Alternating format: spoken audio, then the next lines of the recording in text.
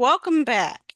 I'm Dr. Arletta Caldwell, and in this second part of our series, we're talking about financial transparency. Now, money is a sensitive subject in church, but it's also one of the most important. People give out of faith, and they trust their leaders to steward those resources well. When we're transparent about money, we build trust. When we're secretive, suspicion can grow. So why does transparency matter? Because in many African American churches, members give sacrificially. They deserve to know how their contributions are being used. Transparency doesn't just prevent misuse, it strengthens trust. And trust leads to continued support, both spiritually and financially. I also want to add that in Black philanthropy, Blacks, we give of what we have for the use of our community or our organization. And when you destroy that trust, you don't just destroy an organization, you destroy a community. So we're going to talk about some best practices. The first one is regular reporting.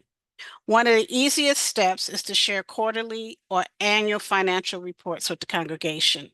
It doesn't have to be complicated. A simple breakdown of income and expenses, even a pie chart in a bulletin or meeting, shows that the church has nothing to hide. Another best practice is checks and balances.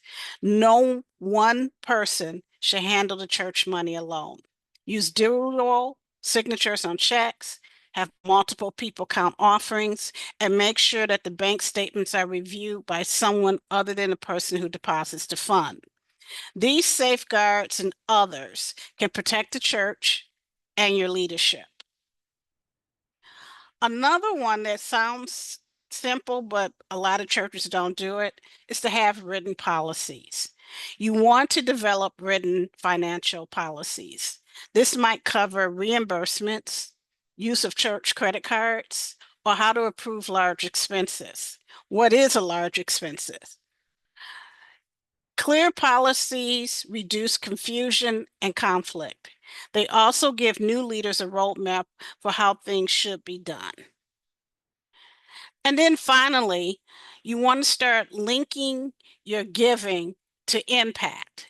You don't just want to say, here's what we spent. Show what was accomplished. For example, this year, your giving helped us feed 200 families, send 15 youth to camp, and support 2 local schools. Numbers plus stories inspire confidence and generosity. In closing, financial transparency is not about letting the government look over your shoulder. It's about honoring God, honoring your members, and setting a standard of integrity. As Paul said, we want to do what is right, not only in the Lord's eyes, but in the eyes of the people as well.